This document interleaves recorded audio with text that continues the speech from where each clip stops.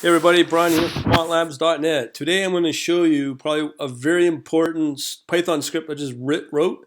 My second one. It's using US data from the Fed, specifically the St. Louis Fed.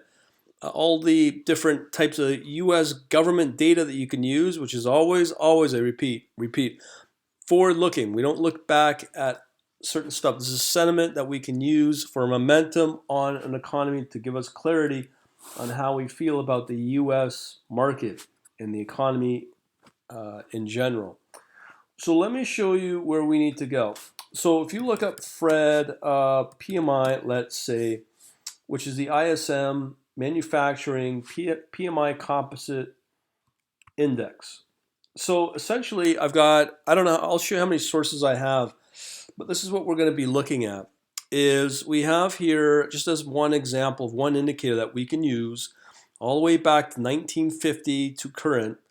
And what we're going to look at is just the historical patterns in terms of just the business cycles. You can see just generally that manufacturing has been steadily coming down.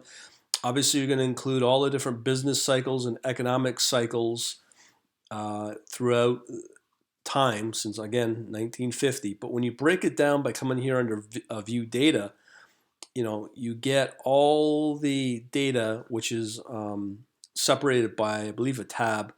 And I'm going to show you, I'm not going to show you the code itself, but I just want to give you an idea of the kind of data we are using. So let's say if I want to use this one, durable goods. So if I just do a Fred DG order, and these are codes. So you got here durable goods, as I just mentioned here, as one more example. Manufacturing new orders, durable goods, meaning goods, the hard goods that are manufactured within the states, not services. So again, it goes back in this case to 1990, and it gives you a general cycle of how the U.S. market's looking.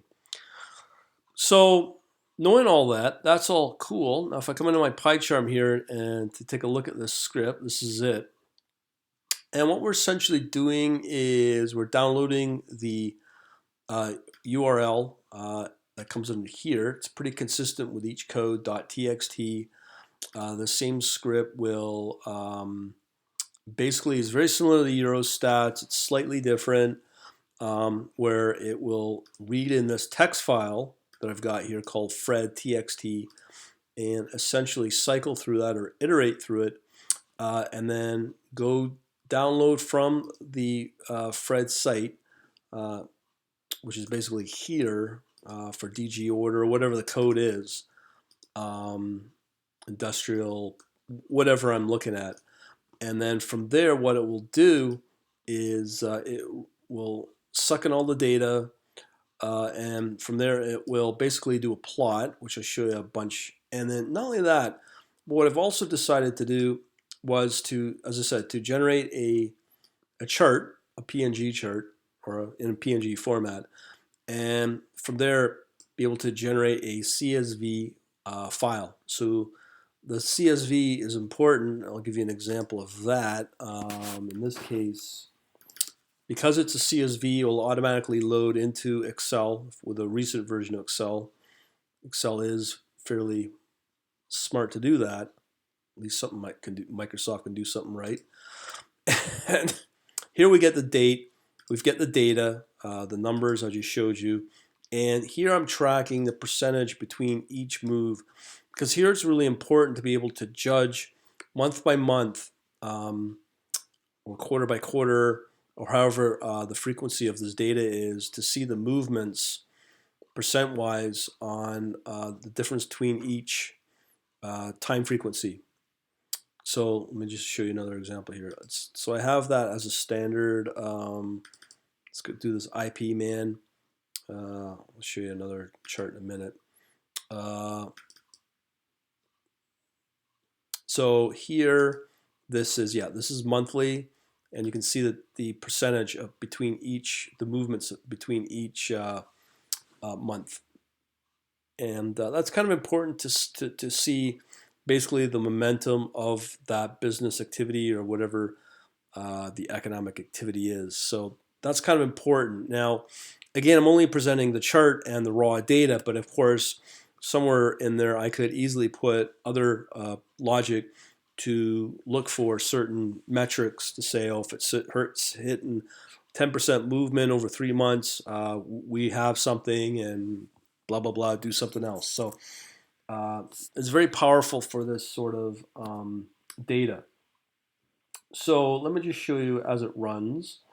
Now, to do this by human perspective, this would take forever, many hours. But because I just push a button with this script, you can see it's already generating, saving the PNG, creating the CSV file as well, and it's pretty fast. And free data, it's consistent. And the thing about the St. Louis Fed is that it's pretty consistent. They don't change the resources like they do with the Eurostats in terms of the URL web locations. But you can see how fast it can run.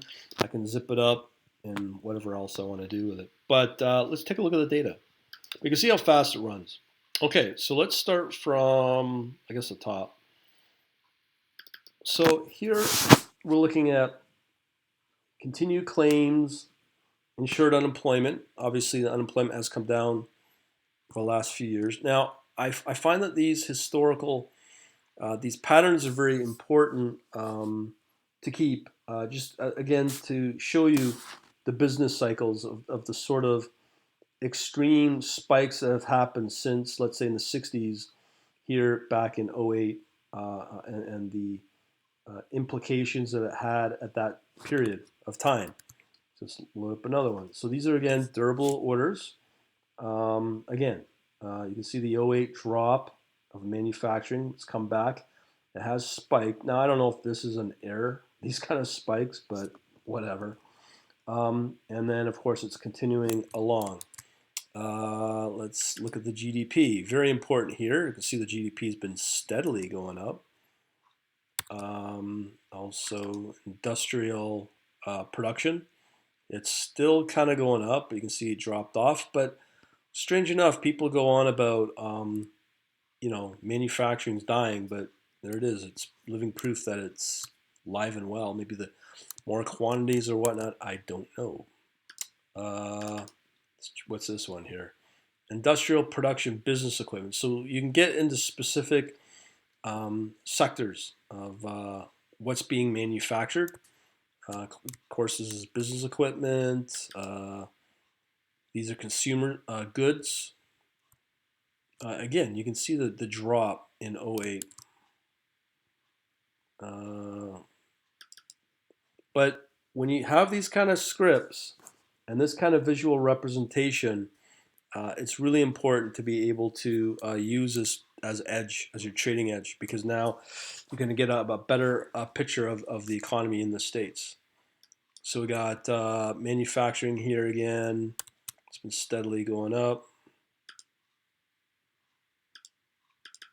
Now, of course, you have full control of when, how far back you want to go. In my case, I'm just going back all since the dawn of time. But you can see it is coming down. This is industrial production. Here's mining. It's pretty odd. It just spikes right up there in last few years, but it has tailed back. Okay, don't know what this one is. PMI, you can see it steadily declining since the 50s, and that steady drop in '08, '09, and it has been tailing back again. You can see here. What do we got here? Manufacturing backlog. I guess what we're looking for is a backlog will drop off. Well, there's going to be a correlation to how much is manufactured, so that's pretty obvious. But it is dropping the last few months, as you can see. I'm just trying to see it. Manufactured consumer inventories. Ooh, that's not good. They've been steadily climbing, came back down, and they're starting to go back up again. So that could be a sign of right here. They're not selling as much, but they're still manufacturing. But as these inventories climb, that's not a good sign, obviously. What else we got here? Manufacturing employment index. Okay, it's been dropping there, which is good, I guess. Okay, export index dropping, not good. But you can see here it's dropping to the 2000. I'm not sure what time period that would be, but maybe 2002. And again, manufacturing inventory, it's dropping, which is good. That's maybe because the manufacturing is slowing down as well. Imports dropping. The demand's just dropping off. That's why China might be in trouble, because it's dropping off, and obviously it's not hitting the '08 levels. But if there's a bottom that hits or the floor gets removed, who knows? That could just drop in a big way. But you can see how important these charts are. You get a clearer picture of what's going on in the economy, especially going historically back. Manufacturing new orders, that's not good. It's just steadily, if I drew a line here, you can see it just dropping over since the 50s.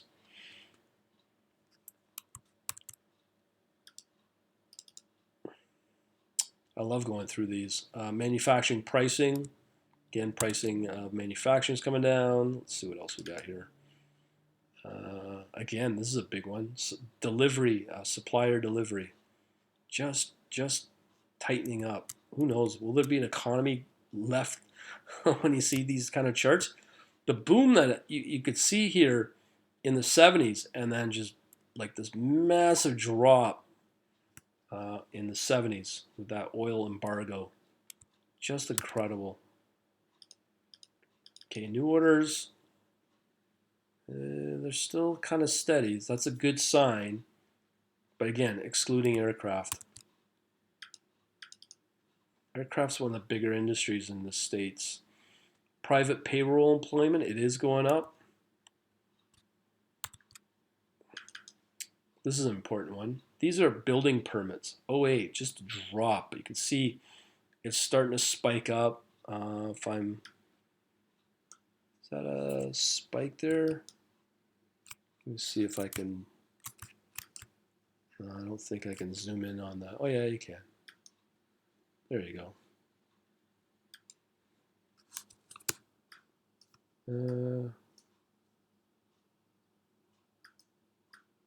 No, don't use this. But you know, there's it's just a PNG for. Here we go. You can see it's sort of spiking up, so it's good. Good sign. Maybe housing's starting to come back. Who knows? But you can see where I'm going with this. This is how you find your sectors that might be worth investing into. Consumer sentiment. Again, but again, I'm just showing you raw data. So it's bouncing around there. Who knows where I'll go. Unemployment rate. I think this is unemployment. Yeah, it's dropped down. So you can see probably housing looks good, and maybe some other sectors as well. But with the Fed, there's so many data sources you could break it down. You don't need Quandl, especially for the States. And I think the States is probably the best place to trade in. Obviously, the biggest market in the world and most transparent in the world as well, because it's government data. So I got to mention, somebody mentioned about how don't use government data because it's tied in with politics. That is bogus. That's why they separated out the Fed from the government when they started it, because they don't want to have government to be able to influence the Fed. Now, the Fed, and this is not just the Fed, this is coming in from other places like University of Michigan and some other third-party sources outside of the Fed itself. The Fed is just kind of like sponsoring this site to be able to get access to this data in one spot, make it easy for scripts like mine. So I find that that's a pretty bogus argument. But yeah, this will give you edge for sure because I just showed you housing looks pretty cool. And who knows when you have this ability to get consumer sentiment, housing starts, so on and so forth. Very important information. Okay, hopefully I'll help you out. Talk to you later.